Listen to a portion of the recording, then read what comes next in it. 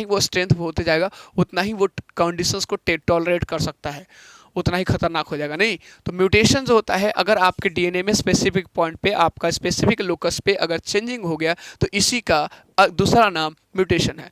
अब म्यूटेशन में हमारे पास आता है सर पॉइंट म्यूटेशन, और दूसरा हमारे पास आता है frame shift mutation. Frame shift mutation इन्हीं से ग्यारह आप सभी का हमारे पास क्लासेस के इस यूट्यूब चैनल पर स्वागत करता हूँ। दोस्तों आज हम लोग बात करने वाले हैं क्लास 12th का बायोलॉजी के 5th चैप्टर का कीवर्ड्स पे। ये आपके एग्जाम पॉइंट ऑफ व्यू से बहुत ज़्यादा इंपॉर्टेंट है और आपका मेडिकल पॉइंट ऑफ व्यू से भी इंपॉर्टेंट है, क्योंकि ये सारे के सारे एनसीईआरटी के कीवर्ड्स हैं और कहीं ना कहीं आपको एक क्विक रिवीजन करने में काफ़ी मददगार साबित होंगे। तो चलिए करते हैं आगाज़, हमें जो करना है आज। दोस्तों आज का जो हमारे पास पहला जो टर्म्स है हमारे पास हेरिडिटी, यानी कि अगर एक जनरेशन से दूसरे जगह जनरेशन में अगर हमारे पास कैरेक्टर्स का ट्रांसफ़र हो रहा है, ये वेरी सारी चीज़ का ट्रांसफर हो रहा है, तो इसको बोलते हैं आपका the transmission of characters from one generation to the next generation is said to be heredity. दूसरी चीज़ हमारे पास इनहेरिटेंस है। इनहेरिटेंस एक ऐसा वर्ड है सर जहाँ पे हम लोग बात कर रहे हैं, यानी कि आपने नोटिस किया होगा एक जनरेशन से दूसरे जनरेशन में कोई भी चीज़ जाता है नहीं, तो ये जाने का जो प्रक्रिया है जिसकी वजह से वो चीज़ एक जनरेशन से दूसरे चल जा रहा है, वो इनहेरिट कर रहा है। ये इनहेरिटेंस जो वर्ड आया है, इनहेरिट वर्ड आया है। इनहेरिट का मतलब अनुवांशिक होता है, यानी कि कहीं ना कहीं वो जन्म से वो चीज़ आया है, राइट। तो ये एक जनरेशन से दूसरे जनरेशन जो ये इनहेरिट कर रहा है, इसी को प्रॉपर्टीज को बोलते हैं हम लोग क्या, इनहेरिटेंस। तीसरी चीज़ हमारे पास वेरिएशंस, जैसे मान लीजिए हमारे पास पिताजी के कैरेक्टर्स हमारे पास आए, है ना, जो ट्रांसफर हुआ कैरेक्टर्स का, तो यहाँ से हमारे में और पिताजी में काफ़ी डिफरेंसेस देखने को मिलता है। तो वो जो डिफरेंसेस है दोनों में, दो जनरेशन के बीच में जो डिफरेंसेस है, इसी को बोलते हैं हम लोग वेरिएशन, यानी कि variation is the differences between the parents and offspring. दूसरे से हमारे पास बात करते हैं सर यहाँ पे कैरेक्टर्स की बात करते हैं, कैरेक्टर्स, और यहाँ पे एक और वर्ड यूज़ किया गया हमारे पास क्या, ट्रेट। कैरेक्टर्स और ट्रेट समझने की बात है सर, बहुत इंपॉर्टेंट टर्म्स है। कैरेक्टर्स क्या होता है और ट्रेट क्या होता है, बहुत लोग इसमें कंफ्यूज होते हैं। कैरेक्टर्स की बात कर लेते हैं तो वैसे जो आपका फिनोटाइप क्या बोलते हैं, फिनोटाइपिक आपका अपीयरेंस, फिनोटाइपिक कैरेक्टर्स, उसको हम लोग बोलते हैं। जैसे कि मान लीजिए हाइट ऑफ द क्या बोलते हैं ऑर्गेनिज्म, हेयर कलर, ये सारा चीज़ है, आई साइज, ये आई का शेप, ये सारे चीज़ जो है आपका कैरेक्टर्स है। लेकिन कैरेक्टर्स ये है, जैसे हाइट आपका कैरेक्टर है, लेकिन हाइट में होता है एक टॉल होता है और एक ड्वार्फ होता है। तो ये टॉल और ड्वार्फ जो है सर आपका ये ट्रेट है, ये टॉल और ड्वार्फ जो है ये आपका ट्रेट है, लेकिन हाइट जो है आपका कैरेक्टर्स है। तो उम्मीद करता हूँ ऐसे ऐसे टर्म्स आपको आसानी से समझ में आ रहे होंगे। नहीं, आई आई कलर ये आपका आपका क्या है, कैरेक्टर है, लेकिन ब्लैक और ब्राउन ये क्या है हमारे पास, ट्रेट है। तो ये चीज़ समझ में आ रही होगी। डोमिनेंट और रिसेसिव, डोमिनेंट और रिसेसिव जब बात करिए तो सारा का सारा चीज़ एक साथ आ जाएगा। हमारे पास क्या होता है, मेंडल ने आप जब डिस्कवरी किया था सारी चीज़ों को, जब इन्होंने, आपको पता है कि मेंडल को फादर ऑफ आपका जेनेटिक्स बोला जाता है, तो ये जो मेंडल साहब ने पहली बार जब ये चीज़ चेक किया कि एक जनरेशन से दूसरे जनरेशन क्या चीज़ें जाती है कि नहीं जाती है, कैरेक्टर्स ट्रांसमिशन होता है कि नहीं होता है, तो जिस समय मेंडल ने इसके बारे में खोज किया था, उस समय वर्ड जीन्स नाम का कोई वर्ड्स नहीं था। उस समय उन्होंने जो वर्ड्स यूज़ किया था, दो वर्ड था, एक हमारे पास फैक्टर और एक हमारे पास था एलिमेंट। इन फैक्टर और एलिमेंट की वजह से, यानी आज हम लोग जिसको हम जीन के नाम से जानते हैं, यहाँ पे जो मेंडल ने एक्चुअली डिस्क्राइब किया था उसको फैक्टर और एलिमेंट के नाम से, और इसी चीज़ को हम तब्दील करके जॉनसन ने 1909 में एक वर्ड दिया जीन्स, यानी उन्होंने बताया कि एक्चुअल में जो मेंडल साहब यूज़ करते हैं आपका ये फैक्टर्स और एलिमेंट्स, वही आज क्या है हमारे पास जीन्स है। कब हुआ था सर, 1909 में ये दिया गया था, जॉनसन ने दिया था, ठीक है। यानी हमारे पास क्लियर है। अब आपको ये चीज़ पता है कि यहाँ पे हमारे पास जो जीन्स होता है वो अकेले नहीं होता है, पेयर्ड कंडीशन में होता है ना, जब भी वर्क करता है वो पेयर कंडीशन में होता है। और तो हो सकता है उसका डिफरेंट फॉर्म होगा, यानी जब सपोज कीजिए हमारे पास एक इंडिकेट कर रहे हैं ये चीज़ हमारे पास जीन्स है, ठीक है, तो एक टॉलनेस को, ये हाइट को इंडिकेट करने के लिए हमारे पास एक जीन्स रखा, तो ये जीन्स जब भी होगा काम करेगा तो हमारे पास पेयर में करेगा, अकेले अकेले नहीं करेगा।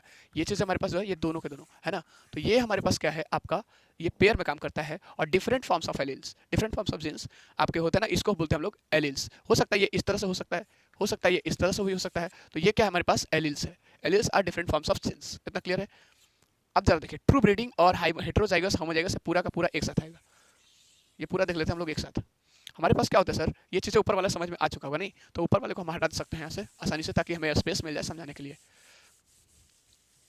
अब जरा देखिए चीज़ें क्या होता है, हमारे पास मेंडल साहब ने क्या किया, ट्रू ब्रीडिंग प्लांट्स लिया, ट्रू ब्रीडिंग प्लांट्स डेवलप किया, यानी कि जिसमें दोनों के दोनों आपका क्या हो, होमोजाइगस हो, होमोजाइगस लिया, जिसमें दोनों के दोनों सेम फॉर्म ऑफ जीन्स आप था, यानी कि दोनों के, यहाँ पे कैपिटल टी देखा, यहाँ पे स्मॉल टी।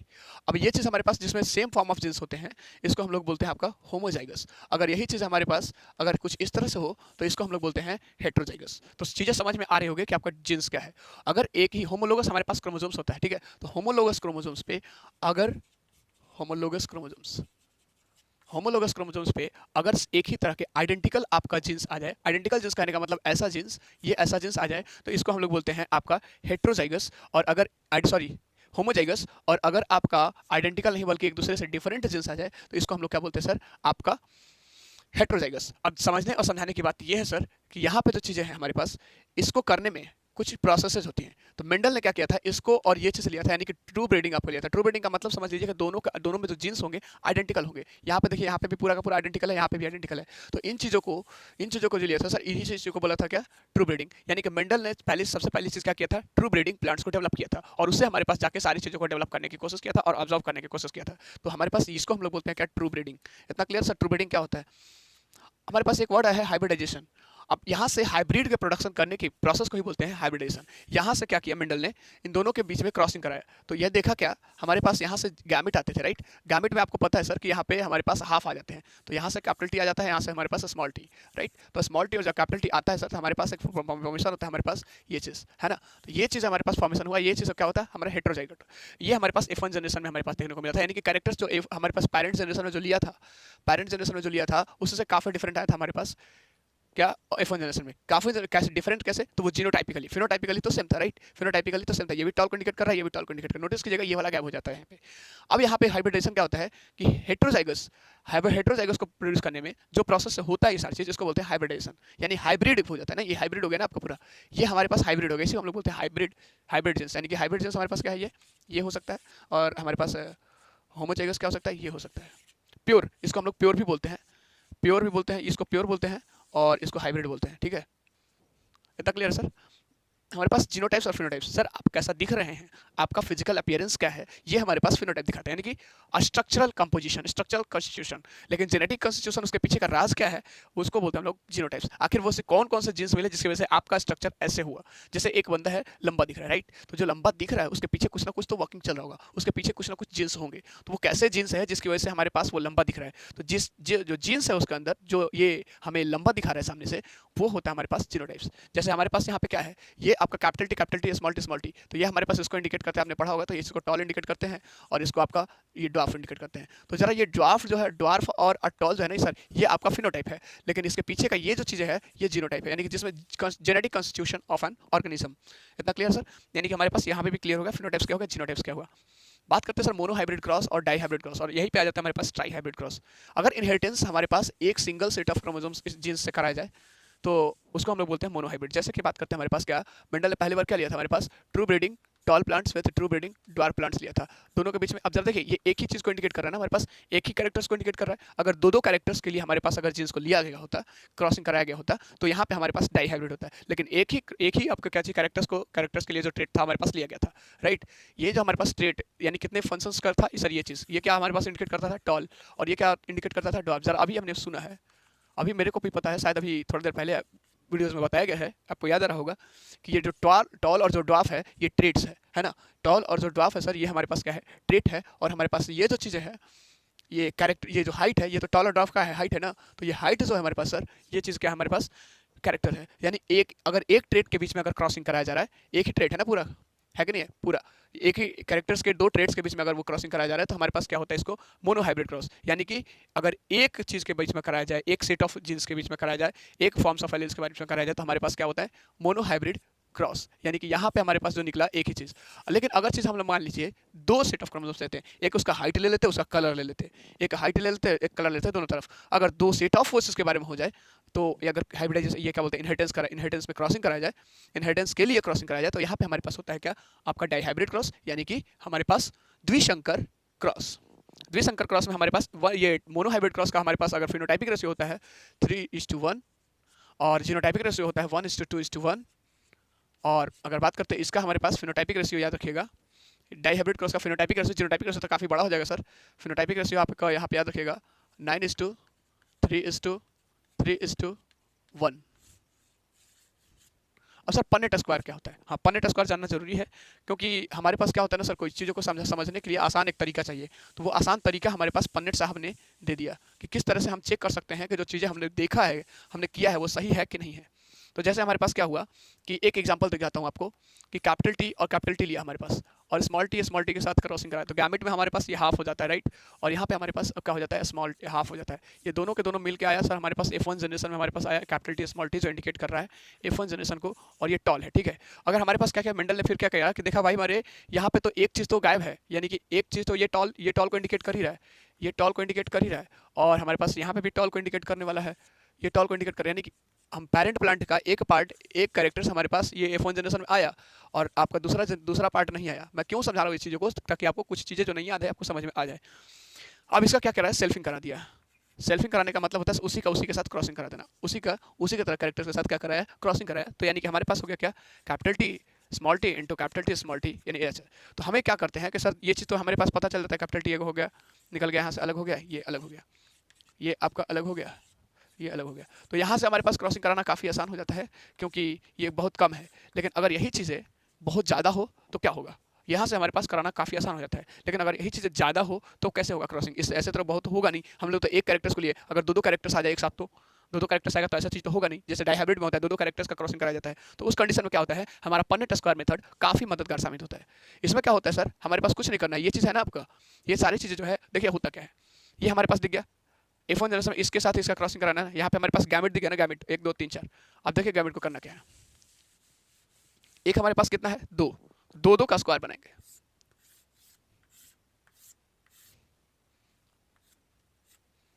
अब क्या करेंगे सर, एक तरफ मेल वाला रख देंगे, एक तरफ फीमेल वाला रख देंगे। ये हमारे पास कैपिटल टी स्मॉल टी,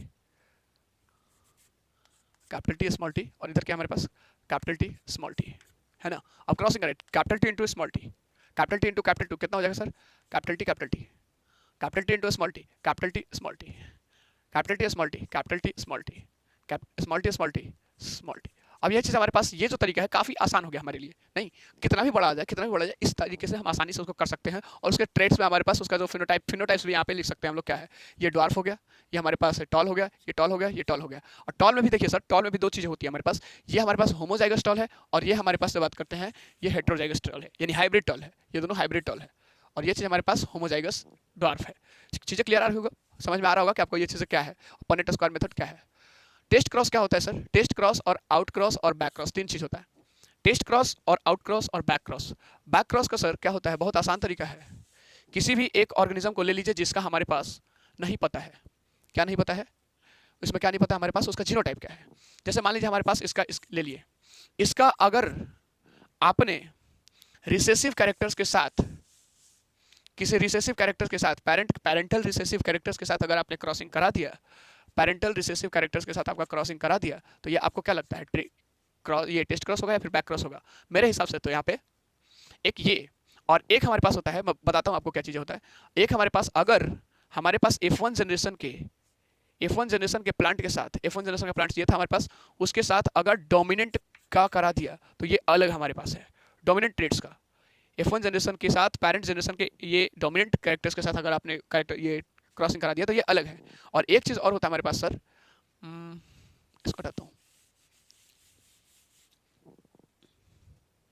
अगर हमारे पास F1 जनरेशन के प्लांट्स के साथ अगर हमारे पास सिर्फ और सिर्फ रिसेसिव करा दिया, रिसेसिव के साथ करा दिया, तो इसको एक अलग क्रॉस बोलते हैं। अब जरा बताइए तीनों में कौन सा क्रॉस किस, अगर F1 जनरेशन, ये तो हमारे पास F1 जनरेशन का है, राइट, ये हमारे पास F1 जनरेशन का है, और इसके साथ हम लोग डोमिनेंट कैरेक्टर्स के साथ अगर हमने वो चीज़ डोमिनेंट ट्रेड के साथ क्रॉसिंग करा दिया, तो ये हमारे पास है आउट क्रॉस।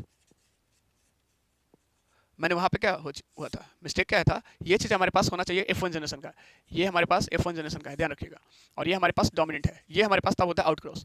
अगर हमारे पास एक ऐसा ऑर्गेनिज्म है जिसका हमारे पास ये क्या है, अननोन है, इसका जीनोटाइप्स क्या है, अननोन है, ये अननोन है, मैंने बस आपको एग्जांपल लेने के लिए समझाया है ना।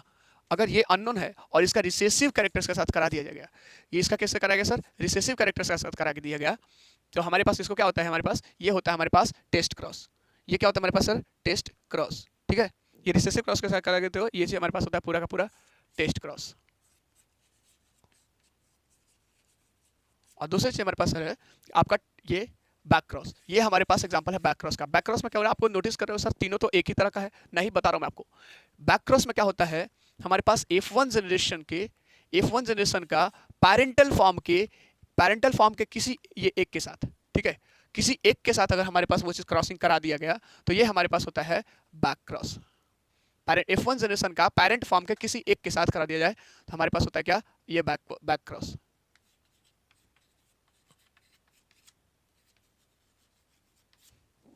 इतना क्लियर, इतना क्लियर सर? F1 जनरेशन के साथ किसी एक फॉर्म। अब यहाँ पे हमारे पास ये भी हो सकता है, कैपिटल टी भी हो सकता है ना, लेकिन यहाँ पे ये चीज़ कांस्टेंट रहेगा।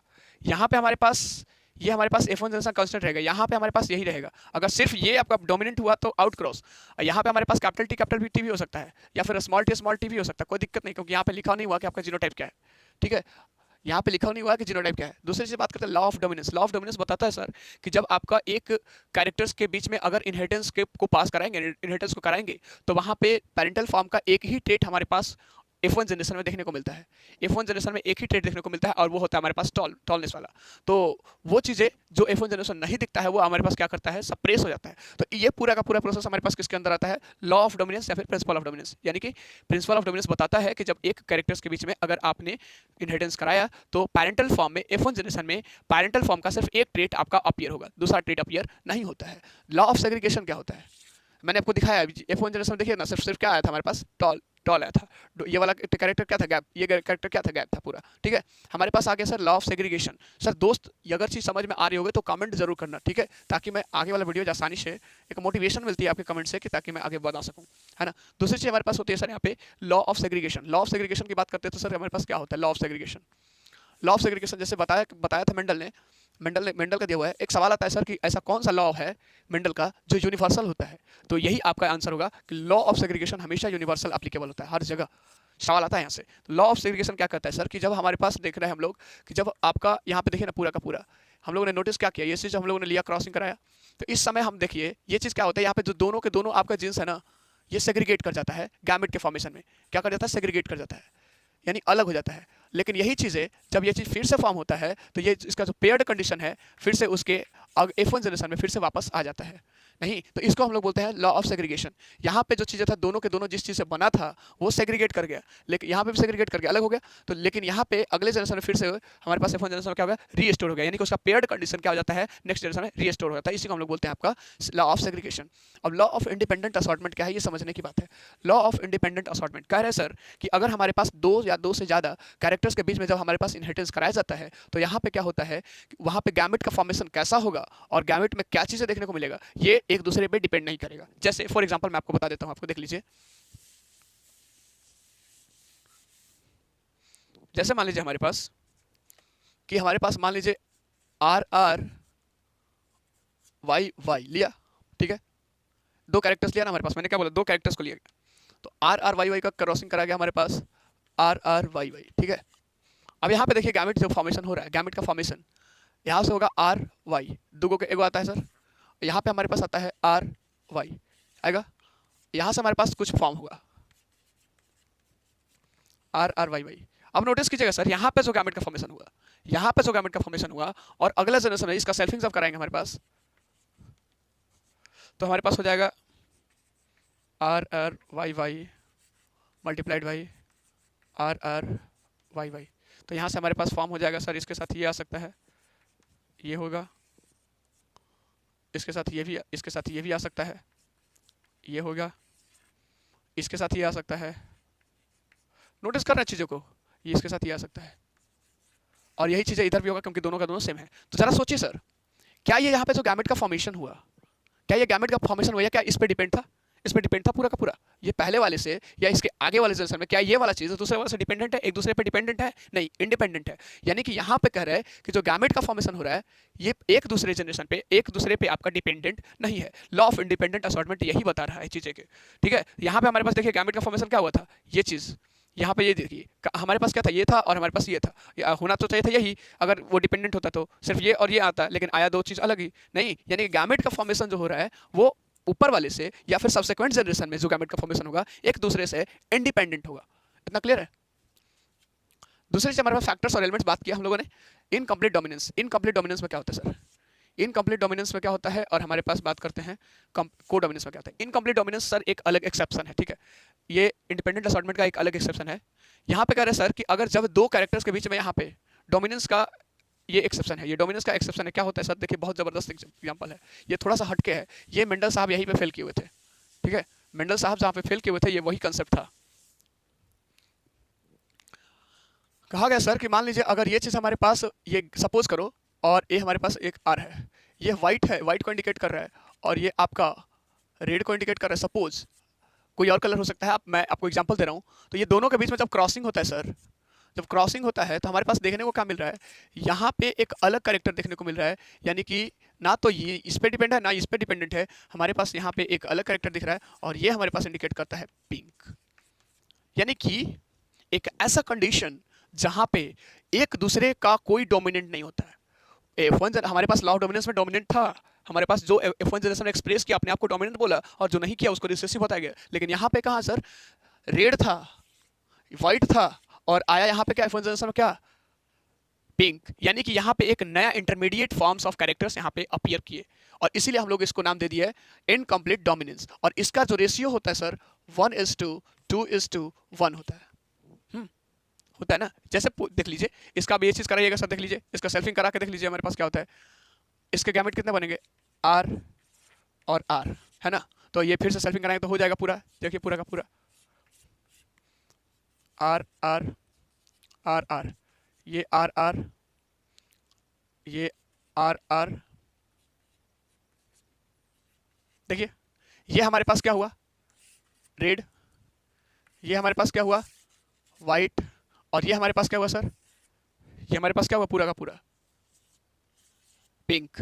यानी 1:2:1, यहाँ पे रेशियो आया पूरा का पूरा। समझने की कोशिश कीजिए, इनकम्प्लीट डोमिनेंस ये है। और को डोमिनेंस में सर जहाँ पे आपका दोनों के दोनों अपने आप को एक्सप्रेस कर पाता है, इन्फ्लुएंस कर पाता है, यानी कि किसी पे कोई दबाव किसी का नहीं होता है। और ऐसा कंडीशन हमारे पास अगर याद किया होगा आपने, थोड़ा सा याद होगा आपको, तो एक जगह पे देखने को मिलता है, हमारे ब्लड ग्रुप में देखने को मिलता है। ब्लड ग्रुप में AB ब्लड ग्रुप का जो जीन्स होता है सर, हमारे पास IA और IB, और ये चीज़ में ना तो हम लोग कह सकते हैं A ब्लड ग्रुप और ना कह सकते हैं B ग्रुप, इसका होता है पूरा का पूरा AB ब्लड ग्रुप। तो यहाँ पे हमारे पास क्या क्या, कोई किसी को सेपरेट नहीं किया, राइट। तो ये हमारे पास होता है कोडोमिनेंस, एक दूसरे कोई दबा ही नहीं, कोई रिसेसिव हुआ ही नहीं, आप दोनों के दोनों एक्सप्रेस कर गया, है ना। यानी हमारे पास यहाँ पे देखने को मिल सकता है कोडोमिनेंस में, हमारे पास ब्लड ग्रुप में क्या होता है, हमारे पास उसके जीन्स के क्या होता है, एक होता है हमारे पास IOIO, एक होता है हमारे पास IAIO, और एक होता है हमारे पास ये क्या हो रहा है यार, IBIO, और एक होता है हमारे पास IAIB। अब जरा देखिए, ये हमारे पास क्या होता है, यहाँ पे सिर्फ एक एक्सप्रेस कर पाता है, ये कंडीशन ए रिसेसिव है ना, तो ये O ब्लड को इंडिकेट करता है। हमारे पास ये क्या है, रिसेसिव हो जाता है, तो ये हमारे पास A इंडिकेट करता है। और यहाँ पे हमारे पास क्या है, ये आपका डोमिनेंट रिसेसिव होता है, यहाँ पे B इंडिकेट करता है। लेकिन यहाँ पे क्या है सर, दोनों के दोनों आपका डोमिनेंट है, इसलिए हमारे पास ये। तो जरा देखिए हमारे पास क्या है, ये आपका डोमिनेंट, सॉरी रिसेसिव नहीं, ये रिसेसिव हमारे पास है, ये डोमिनेंट है, ये डोमिनेंट है, और हमारे पास ये कोडोमिनेंट है। नहीं, ये हमारे पास कोडोमिनेंस क्लियर है, यानी कोडोमिनेंस आपको समझ में आ चुकी होगी। क्रोमोसोमल थ्योरी ऑफ इनहेरिटेंस क्या बताता है sir, chromosomal theory of inheritance ने 2-3 पोस्टुलेट दिए। पहला पोस्टुलेट ये दिया सर कि हमारे पास जो कैरियर होता है, जो एक्चुअल आपका जो चीज़ों को लेके जा रहा है एक जनरेशन से दूसरी जगह, वो जनरेशन जो मेंडल ने बताया था वो जीन्स होता है। यानी कि ट्रांसफर ऑफ कैरेक्टर्स का जो कैरियर होता है वो जीन्स होता है। पहला चीज़ ये बताया, पहला चीज़ क्या बताया, जीन्स होता है आपका कैरियर, एक्चुअल कैरियर। दूसरा चीज़ बताया सर कि आपका ये जो जीन्स होते हैं ये आपका क्रोमोसोम्स पे, ये क्रोमोसोम्स पे आपका लीनियर पेयर में अरेंज होते हैं। कैसे होते हैं सर, लीनियर फैशन में ये होते हैं, लीनियर फैशन बोल सकते हैं, बहुत अच्छा लगेगा, नहीं फैशन वाला शब्द अच्छा लगता है। और तीसरा हमारे पास बोले सर कि ये जो है आपका पेयर में काम करता है, ये जो जीन्स है ये पेयर में काम करता है। और ये तीनों चीज़ों के बारे में बताया था कौन, क्रोमोसोमल थ्योरी ऑफ इनहेरिटेंस। तो उम्मीद करता हूँ ये सारी चीज़ आपको समझ में आ रही होगी। लिंकेज क्या है सर, लिंकेज को और रिकॉम्बिनेशन को मैं एक एग्जाम्पल के माध्यम से आपको समझाऊंगा ताकि आपको आसानी से समझ में आ जाए। लिंकेज और आपका रिकॉम्बिनेशन क्या होता है सर कि हमारे पास, हम जब रहते हैं अपने पापा मम्मी के पास ना, तो एक ही जगह पे अब रहते हैं तो हमारे पास क्या होता है, एक सिमिलर कैरेक्टर्स आते रहते हैं, नहीं वही कैरेक्टर्स रहते रहता है, कोई चेंजिंग नहीं होता है। लेकिन वही चीज़ जब हम लोग अपने से उस जगह से दूर जाते हैं, जब दूर जाते हैं तो हमारे पास एक अलग अलग कैरेक्टर्स देखने को मिल जाता है। नहीं तो अगर मान लीजिए हमारे पास एक ही जगह पे रहे हैं, इसी जगह पे हम लोग बार बार रहें, तो जितने भी कैरेक्टर्स है यही क्या आएंगे हमारे पास, है ना, वही चीज़ें सीखेंगे जो यहाँ पे सिखाई जाती है, वही चीज़ें। लेकिन जैसे यहाँ से हम लोग शिफ्ट करते हैं किसी जगह पे, तो हमारे बॉडी में एक नया सा कैरेक्टर्स आ जाता है वहाँ के लिए, नहीं एक नया सा चीज़ें देखने को मिल जाता है, कुछ अलग सीख जाते हैं। तो ये अगर नया चीज़ों का इंट्रोडक्शन जो हो गया, ये हमारे पास रिकॉम्बिनेशन हो गया। अगर यहाँ चीज़ें जो हो गया आपका, ये क्या हो गया आपका लिंकेज हो गया। यानी कि एक ही चीज़ों को मेंटेन रखने की टेंडेंसी जो है हमारे पास लिंकेज कहलाती है, और अलग अलग चीज़ों को कट करके, जैसे सपोज करो हमारे पास ये है और यहाँ पे हमने कुछ इंट्रोड्यूस किया और छोटा सा कट करके यहाँ पे थोड़ा चेंज कर दिया, तो हमारे पास क्या होगा, एक नया सिस्टम बना जिसमें एक अलग प्रॉपर्टीज है ना। तो ये हमारे पास रिकॉम्बिनेशन है। रिकॉम्बिनेशन में आपको समझ में आ गया होगा। रिकॉम्बिनेशन कब होगा, जब हम दूर रहेगा, ठीक है, सारी चीज दूर, अगर दो जीन्स आपका दूर रहेगा, दोनों जीन्स अगर दूर रहेगा तो हमारे पास क्या होगा, रिकॉम्बिनेशन होगा। लेकिन नजदीक में रहेगा तो आपका लिंकेज होगा। लिंकेज के उल्टा होता है रिकॉम्बिनेशन। लिंकेज के उल्टा होता है रिकॉम्बिनेशन। आपने पढ़ा होगा कि लिंकेज आपका दो तरह का होता है, इनकम्प्लीट और कंप्लीट लिंकेज, तो वो चीज आपने पढ़ा होगा। पॉलीजेनिक इनहेरिटेंस क्या होता है, सवाल आता है पॉलीजेनिक इनहेरिटेंस है क्या, कोई पता है, किसी को पता है पॉलीजेनिक इनहेरिटेंस क्या है, कोई बता दीजिए। बहुत ही आसान सा सवाल है सर, कि जब एक ही कैरेक्टर्स को दो या दो से ज्यादा जीन्स के द्वारा कंट्रोल किया जाए, एक ऐसा इनहेरिटेंस जिसमें एक ही कैरेक्टर्स को दो या दो से ज्यादा जीन्स के द्वारा कंट्रोल किया जाए, उसको बोलते हैं हम लोग पॉलीजेनिक इनहेरिटेंस। पॉलीजेनिक इनहेरिटेंस क्या, एक ही जीन्स के द्वारा दो या दो से ज्यादा कैरेक्टर्स को अगर कंट्रोल किया जाता है, इसको बोलते हैं पॉलीजेनिक इनहेरिटेंस। अब प्लियोट्रॉपी क्या होता है, प्लियोट्रॉपी एक कंडीशन है जिसमें एक कंडीशन, ये सारा चीज क्या सर, कंडीशन, और इस कंडीशन में क्या होता है सर, एक सिंगल जीन जो है तो सर आपका ये इन्फ्लुएंस कर देता है, प्रभावित करता है। ये चीज आप लिख लीजिए सर, ये सवाल आता है, influences more than one traits, ठीक है। एक कंडीशन है, एक अवस्था है, एक स्थिति है जिसमें हमारे पास एक सिंगल जीन दो या दो से ज्यादा ट्रेड्स को प्रभावित करता है, दो या दो से ज्यादा ट्रेड्स को प्रभावित करता है, उसको बोलते हैं प्लियोट्रॉपी, ठीक है। सेक्स क्रोमोसोम्स और हमारे पास ऑटो क्रोमोसोम्स, आपको बताना, ऑटोसोम्स बताने की जरूरत है नहीं, लेकिन बता देता हूं मैं। सेक्स क्रोमोसोम्स और ये ऑटोसोम्स क्या होता है सर, हमारे पास एक इंसान में बात करते हैं तो 23 पेयर्स ऑफ क्रोमोसोम्स होता है, ठीक है। 23 पेयर्स ऑफ क्रोमोसोम्स में जो होता है सर हमारे पास 22+1 का वो चीज होता है, 22+XX बोल सकते हैं ना, उन्हें बोलते हैं ना वो चीज, XX या फिर XY। तो ये XX और XY जो है सर आपका, जो मेल और फीमेल में अलग होता है, ये फीमेल में होता है, ये फीमेल में होता है, और ये मेल में होता है। ये हमारे पास क्या होता है, ये हमारे पास सेक्स क्रोमोसोम्स है, ये हमारे पास क्या सर, सेक्स क्रोमोसोम्स है। और ये जो 22 पेयर्स जो होता है सब में सेम होता है, चाहे वो मेल हो या फिर फीमेल में हो, ये चीज होता है हमारे पास, इसको बोलते हैं हम लोग क्या, ऑटोसोम्स। तो ऑटोसोम्स और ये सेक्स क्रोमोसोम्स क्या होता है, यानी कि सेक्स को डिटरमाइन करने के लिए कि whether the baby is male और female, it is dependent upon the sex chromosomes. Heterogamete और होमोगैमेट क्या होता है, हेट्रोगैमेट और होमोगैमेट। हेट्रोगैमेट यानी कि समझ लीजिए, गैमेट में मैंने बोला था आपको, अगर चैप्टर 1 आपको याद होगा थोड़ा सा, तो वहां पे हम लोग बताया था सर कि हेट्रोगैमेट और होमोगैमेट क्या होता है। होमो का मतलब क्या होता है सर, सेम। आपने नोटिस किया होगा मेल गैमेट और female gamete, right. Male gamete हमारे पास क्या होता है सर आपका, और फीमेल गैमेट अलग अलग होता है। मेल हमारे पास अगर बात करें तो मेल गैमेट का नाम है स्पर्म, और फीमेल गैमेट का नाम है, फीमेल गैमेट का नाम है क्या सर हमारे पास, ओवम। तो जरा देखिए सर, यहाँ पे दोनों गैमेट अलग अलग है, तो इस कंडीशन को हम लोग बोलते हैं हेट्रोगैमेट। और अगर दोनों के दोनों, सॉरी, हेट्रोगैमेट और दोनों के दोनों अगर सेम हो, होमो का मतलब सेम हो, तो इसको बोलते हैं होमोगैमेट। होमोगैमेट में ये आइडेंटिफाई करना, आइडेंटिकल गैमेट अगर हो तो इसको बोलते हैं होमोगैमेट, और आपका डिफरेंट गैमेट हो तो इसको बोलते हैं आपका हेट्रोगैमेट। क्लियर है। यानी कि जैसे हमारे पास जहाँ पे सर, जहाँ पे होमोगैमेट होगा वहाँ पे बात ही नहीं करेंगे ना कि मेल है कि फीमेल है, लेकिन जहाँ पे हेट्रोगैमेट होगा वहाँ पे हम लोग बात करेंगे कि वो मेल है कि फीमेल है। यहाँ पे ये चीज़ें होमोगैमेट में सेम, और ये हमारे पास एग्जाम्पल है किसका, हेट्रोगैमेट का। सर आपके पास आ रहा है म्यूटेशन। म्यूटेशन का मतलब होता है सर हमारे पास, बहुत ही आसान शब्द है, अगर आपके डीएनए के एक स्पेसिफिक लोकेशन पे अगर चेंज हो रहा है तो उसको हम लोग बोलते हैं म्यूटेशन। और यही म्यूटेशन का एग्जांपल हम लोगों ने जब कोरोना काल में दिया था सर, कि कोरोना काल में क्या हो रहा है, कोरोना जो है ना म्यूटेट करके आ रहा है, जितना वो म्यूटेट करके आएगा उतना ही वो मॉडिफाई होते जाएगा, और उतना ही वो स्ट्रेंथ होते जाएगा, उतना ही वो कंडीशंस को टॉलरेट कर सकता है, उतना ही खतरनाक हो जाएगा। नहीं, तो म्यूटेशन जो होता है, अगर आपके डीएनए में स्पेसिफिक पॉइंट पे, आपका स्पेसिफिक लोकस पे अगर चेंजिंग हो गया तो इसी का दूसरा नाम म्यूटेशन है। अब म्यूटेशन में हमारे पास आता है सर पॉइंट म्यूटेशन, और दूसरा हमारे पास आता है frame shift mutation. Frame shift mutation ही नहीं, बल्कि हमारे पास इंसर्शन भी बात करेंगे और डिलीशन भी बात करेंगे। क्या होता है इंसर्शन, डिलीशन, और फ्रेम शिफ्ट और आपका पॉइंट म्यूटेशन, ये बात कर लेते हैं।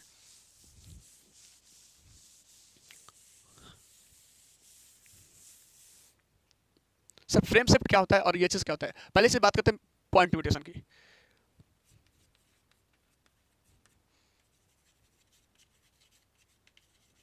पॉइंट म्यूटेशन हमारे पास एक है फ्रेम शिफ्ट, एफएस लिख रहा हूं मैं, और एक हमारे पास इंसर्शन, और एक हमारे पास डिलीशन।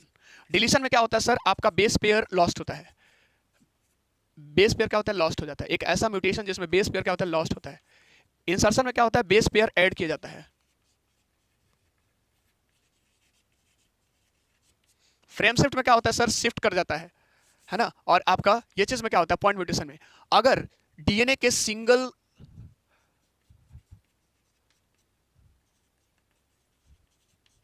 डीएनए के सिंगल बेस पेयर में चेंज होने की वजह से अगर हमारे पास म्यूटेशन हो रहा है तो उसको हम लोग बोलते हैं आपका पॉइंट म्यूटेशन या फिर जीन म्यूटेशन। अगर ये सारा कंडीशन है डीएनए के सिंगल बेस पेयर में चेंज होने की वजह से अगर म्यूटेशन हो रहा है तो इसको हम लोग बोलते हैं पॉइंट म्यूटेशन। और यहाँ पे एक ऐसा म्यूटेशन जिसमें हमारे पास क्या होता है, जो चेंज होता है, इसमें क्या चेंजिंग होता है, ये किस वजह से चेंज होता है सर, तो आपका फ्रेम सीट आपका इंसर्शन या डिलीशन की वजह से सारा चीज चेंज होता है, यानी कि पॉइंट से शिफ्ट करके आपका इंसर्शन या डिलीशन पे चल जाता है। यानी कि such mutation where reading frame shift from point to insertion और डिलीशन। ठीक है, such mutation which changes reading frame from point to कहाँ से सर, हमारे पास इंसर्शन और डिलीशन। एक ऐसा म्यूटेशन जिसमें जो चेंज हो जाता है पॉइंट से डिलीशन या इंसर्शन में, इसको बोलते हैं हम लोग आपका फ्रेम शिफ्ट म्यूटेशन। तो ये चीज़ें आपको समझ में आ गई होगी। हालांकि आपने चीज़ों को पढ़ा होगा, नहीं पढ़ा होगा तो थोड़ा सा मुश्किल हो सकती है इसमें। यहाँ पे मैं पूरा डिटेल तो दे नहीं सकता क्योंकि कीवर्ड से काफ़ी ज़्यादा बड़े लंबे हो जाए, अभी वीडियो बहुत लंबा हो गया, राइट। पेडिग्री एनालिसिस क्या है सर? पेडिग्री एनालिसिस बहुत ही आसान चीज़ है। पेडिग्री एनालिसिस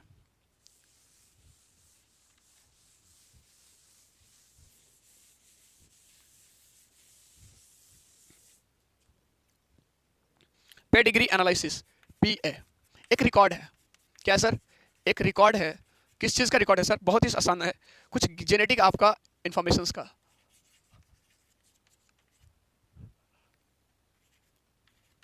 जेनेटिक इंफॉर्मेशंस का एक रिकॉर्ड है, एक फैमिली ट्री के द्वारा इंडिकेट किया जाता है,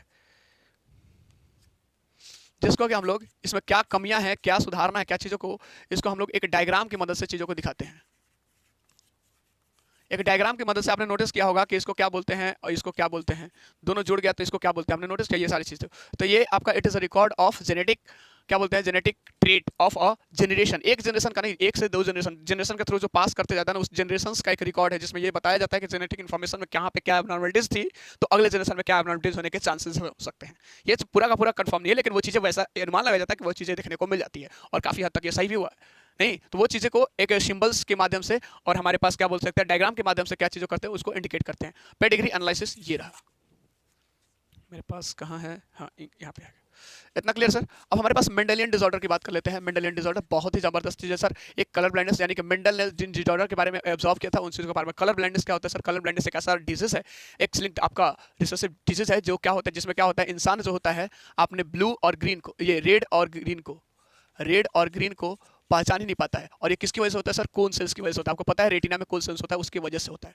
इस कंडीशन में क्या होता है सर, हमारे पास अगर कोन सेल्स की बात करें तो 3 होता है, रेड, ग्रीन और येलो। हमारे पास क्या होता है सर, ये चीज़, सॉरी ब्लू हो गया यहाँ पे। तो ये चीज़ें क्या होता है, इसमें हमारे पास इंसान को, मैं थोड़ा थोड़ा सा करके डिफरेंस आपको एक्सप्लेन करता हूँ। इसमें इंसान को नहीं दिख पाता वो चीज़ें, ये ब्लू और रेड में आइडेंटिफाई करना मुश्किल हो जाता है। दूसरा हमारे पास सिकल सेल एनीमिया, ये हीमोफीलिया को ब्लीडर्स डिजीज भी बोलते हैं। क्या बोलते हैं इसको सर? Bleeders disease.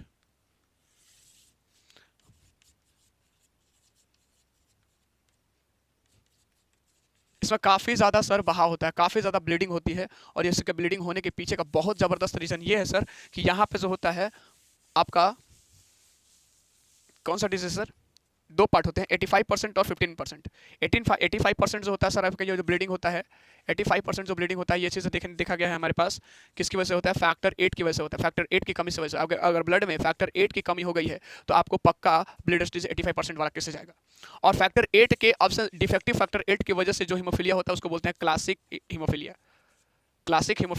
ध्यान से सुनिएगा, हर लाइन आपका बहुत ज़्यादा इंपॉर्टेंट है। अगर आपने अच्छे से नहीं सुना तो फिर से एक बार बैक करके सुन सकते हैं। दूसरी चीज़ हमारे पास बताते हैं, जो 15% होता है सर, 15% जो हीमोफीलिया होता है वो आपका किसकी वजह से होता है सर? फैक्टर 9 की वजह से होता है। फैक्टर 9, तो ये चीज़ें याद रखेंगे कि किसकी वजह से कौन सा चीज़ होता है, ठीक है। दूसरी चीज़ हमारे पास बात करते हैं sir sickle cell anaemia. Sickle cell anaemia में क्या होता है सर? आरबीसी जो होता है ना हमारे पास, ये मिटा देता हूँ सर।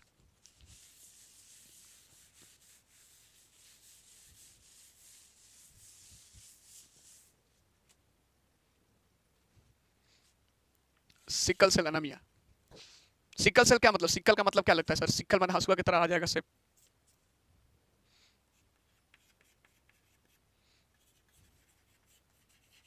बहुत ही जबरदस्त है सर, ये भी हमारे पास स्पेलिंग गलत है। ऑटोसोमल हेरिडिटरी डिसऑर्डर होता है सर। ये हमारे पास सिकल सेल एनीमिया की बात करते हैं तो ऑटोसोमल हेरिडिटरी डिसऑर्डर।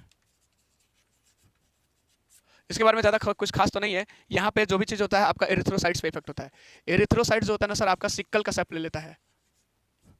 एरिथ्रोसाइट्स आपका किसका शेप लेता है सर? सिक्कल की शेप लेता है। और सिक्कल का शेप लेने के पीछे वजह क्या है? क्योंकि यहाँ पे डेफिशिएंसी होती है ऑक्सीजन की, डेफिशिएंसी होती है ऑक्सीजन की, और इस कंडीशन में ये चीज़ देखने को मिल जाता है, डेफिशिएंसी होती है ऑक्सीजन की। ठीक है, यहाँ पे एक चीज़ और बात करेंगे कि ये जो चीज़ें होती है सर आपका जो ये इसके कंडीशन में क्या होता है सर, हीमोग्लोबिन की मात्रा कम हो जाती है, नहीं यानी कि एबनॉर्मल हीमोग्लोबिन का फॉर्मेशन हो जाता है। नॉर्मल जितना चाहिए उतना फॉर्मेशन नहीं हो पाता, इस कंडीशन में ये हमारे पास हो जाता है। आपका sir phenyl ketonuria, phenyl ketonuria को आपने अच्छे से यहाँ पे याद रखिएगा सर। एक फिनाइल फिनाइल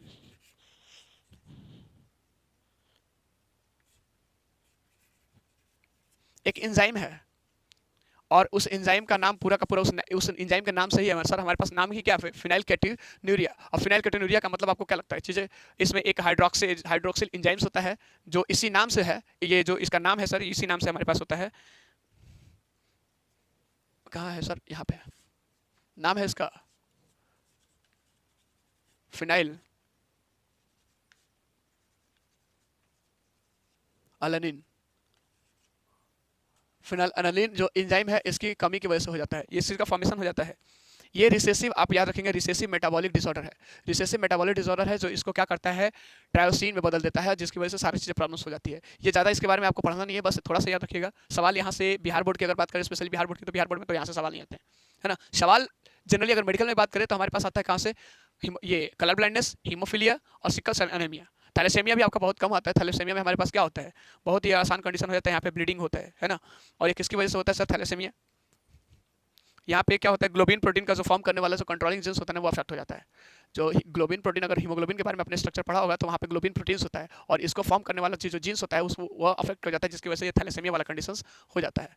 ठीक है, अब हमारे पास एक ही चीज़ बच गया सर, हमारे पास क्रोमोसोमल डिसऑर्डर। क्रोमोसोमल डिसऑर्डर में हमारे पास एनिप्लॉइडी। एनिप्लॉइडी एक ऐसा कंडीशन जिसमें आपका या तो नंबर ऑफ क्रोमोसोम्स आपका कम हो सकता है या फिर आपका ज़्यादा हो सकता है। नॉर्मल नहीं होगा, या तो कम होगा, स्लाइटली कम होगा, या फिर ज़्यादा हो जाता है। ये उस कंडीशन को बोलते हैं हमारे पास एनिप्लॉइडी। पॉलीप्लॉइडी सर, अगर आपका किसी क्रोमोसोम्स में 2 सेट्स ऑफ क्रोमोसोम्स से ज़्यादा हो गया तो इस कंडीशन को हम लोग बोलते हैं पॉलीप्लॉइडी। पॉलीप्लॉइडी कहा जाता है सर, एक जनरली कंडीशन है, एक थ्योरी है कि एक हर सेल में आपका 2 सेट ऑफ क्रोमोसोम्स होता है, जनरली 2 सेट ऑफ क्रोमोसोम्स होता है।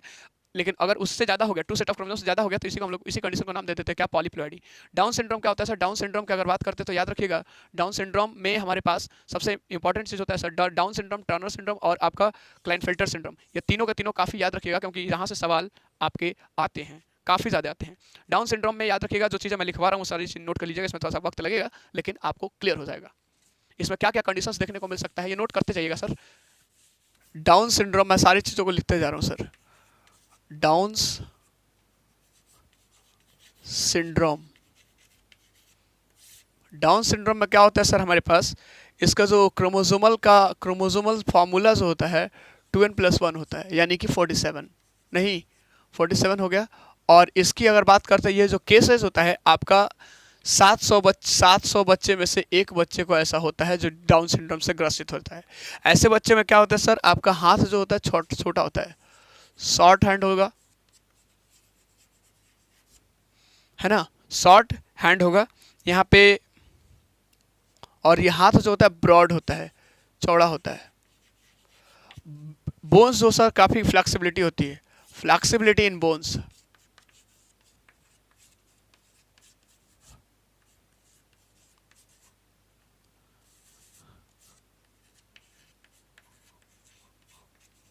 और तीसरी चीज़ हमारे पास सबसे इंपॉर्टेंट चीज़ है सर यहाँ पे कि इसका मुंह जो है ना सर खुला हुआ रहता है, ऐसा लगता है कि पूरा का पूरा ओपन माउथ होता है विद लार्ज टंग, जीभ इसमें बड़ा होता है।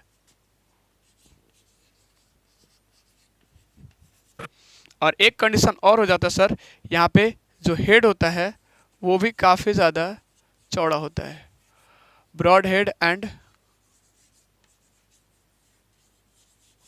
Broad face. एक ये हमारे पास डाउन सिंड्रोम में, अगर कोई डाउन सिंड्रोम से ग्रसित है हमारे पास, तो आपके पास ये आपको देखने को मिलेगा ये सारा चीज़, ठीक है। और ये जो कंडीशन होता है सर, आपका 700 बच्चे जन्म लेते हैं तो उसमें से एक बच्चे को ये इस बीमारी से ग्रसित होता है।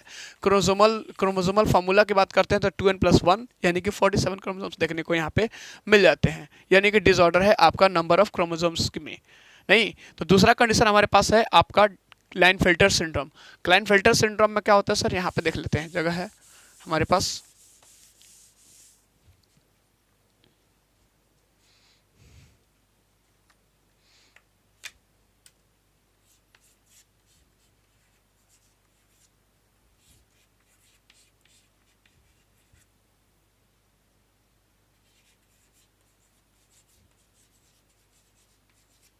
क्लाइनफेल्टर सिंड्रोम, क्लाइनफेल्टर सिंड्रोम जो सर हमारे पास ये मेल में होता है।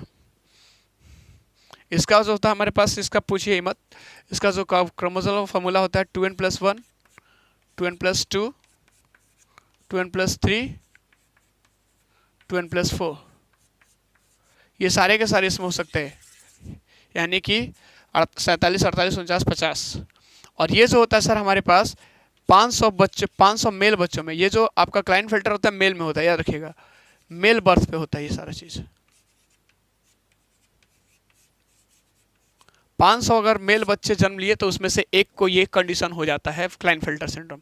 इसमें क्या होता है सर, उसकी जो आवाज़ होती है ना, कुछ ऐसा मतलब औरत की तरह लगता है, फेमिनिन वॉइस, फेमिनिन आपका वॉइस होता है, पिच्ड वॉइस होता है। और दूसरी चीज़ बात करते हैं, इसमें ब्रेस्ट का डेवलपमेंट हो जाता है, थोड़ा सा लगता है फीमेल वाला कैरेक्टर थोड़ा सा आ रहा है, राइट। और दूसरी चीज़ यहाँ पे पिच हाई, ये लो पिच वॉइस होता है। दूसरी चीज़ हमारे पास ये देखना, हाँ यूजुअली क्या होता है, ये चीज़ आपका सब स्टेराइल होता है, सब आपका फर्टाइल होता है, टोटली फर्टाइल नहीं होगा, सब फर्टाइल होगा, यानी कि पूरी तरह से डेवलपमेंट करने के वो एबल नहीं होगा। और दूसरी चीज़ ये मेल में होता है। ये सारी चीज़ें कंडीशंस आपको याद रखेंगे क्लाइनफेल्टर्स में, ठीक है। इसके बोलने में सर आपको काफ़ी दिक्कत होंगी, थोड़ी से सामना करना पड़ता है। और यहाँ पे इसके लम्ब जो आपका लिम्स होते हैं काफ़ी बड़े होते हैं, लॉन्ग लिम्स होता है। और यहाँ पे जो जॉइंट्स होता है आपका जॉइंट नी यानी घुटना, ये पूरा तरीके से आपका मूव नहीं कर पाता जिस तरह से हमारा मूव करता है, इसका थोड़ा सा नॉक होता है, ठीक है, थोड़ा सा लॉक टाइप का। और हमारे पास होता है टर्नर सिंड्रोम। टर्नर सिंड्रोम जो होता है सर फीमेल्स में होता है। टर्नर सिंड्रोम काफ़ी ज़्यादा रेयर होता है। ये हमारे पास 2500 फीमेल बर्थ पे एक को होता है, 2500 फीमेल बर्थ पे एक को होता है। ये याद रखिएगा, 1/2500, यानी 2500 अगर फीमेल बर्थ हुआ तो इसमें से एक को होता है हमारे पास क्या, टर्नर सिंड्रोम से ग्रसित होती है। इसका अगर बात करते हैं सर ये स्ट्रक्चर की, तो 2n-1, 2n-1 यानी कि 45 नहीं। इसमें क्या होता है सर हमारे पास, ये आपका स्टेराइल, यूजुअली क्या होती है, स्टेराइल होती है। इसके पास सुनने के भी थोड़ा सा वो चीज़ प्रॉब्लम होती है। और मेन चीज़ तो ही है आपका स्टेराइल होती है। और इसका जो सेक्सुअल डेवलपमेंट होता है वो काफ़ी धीरे धीरे होता है, ठीक है। यहाँ पे जो बच्चे देखेंगे थोड़ा सा मेंटली रिटार्डेड दिखेंगे, यहाँ पे जो बच्चे देखेंगे थोड़ा मेंटली रिटार्डेड दिखेंगे। और यहाँ पे आपका जो दिखेंगे हार्ट डिजीज वाला थोड़ा सा पेशेंट देखने को मिल जाता है टर्नर सिंड्रोम में, ठीक है। टर्नर सिंड्रोम में हार्ट डिजीज, थोड़ा सा कार्डियोवास्कुलर ये प्रॉब्लम होती है, एबनॉर्मलिटीज होती है, आपका सुनने में थोड़ा सा प्रॉब्लम होगी। और आपका स्टेराइल होती है जनरली, और फीमेल है तो ये चीज़ यहाँ पे होता है। यहाँ पे हमारे पास बात करते हैं क्लाइनफेल्टर में क्या होता है। क्लाइनफेल्टर में आपका मेल में होता है, 500 में एक गो को होता है। दूसरी चीज़ बात करते हैं यहाँ पे सब फर्टाइल होता है, मेल होता है। और यहाँ पे क्या होता है सर, एक चीज़ और बोला हमने कि यहाँ पे जो होती है ना कंडीशंस, यहाँ पे लॉन्ग लिम्स होंगे, ये रैम्बलिंग टॉकेटिव्स यानी कि बोलने में थोड़ा सा इसको प्रॉब्लम्स होगी, सारी चीज़ स्थिरता होगी, इस सारी चीज़ें प्रॉब्लम्स हो जाती है। और यहाँ पे हमारे पास ये चीज़ रहा। तो उम्मीद करता हूँ आपको सारी की सारी चीज़ें समझ में आ गई होगी। अगर वीडियो लाइक करें अच्छा लगे तो वीडियोज़ को लाइक जरूर कीजिएगा, दोस्तों के साथ शेयर कीजिए और चैनल को सब्सक्राइब कर सकते हैं। तब तक के लिए दुआ सलाम, जय हिंद, वंदे मातरम। मिलेंगे फिर अगले वीडियोज़ में। कमेंट करके जरूर बताइएगा किस चैप्टर का कीवर्ड आना चाहिए पहले। So thank you so much, have a nice day.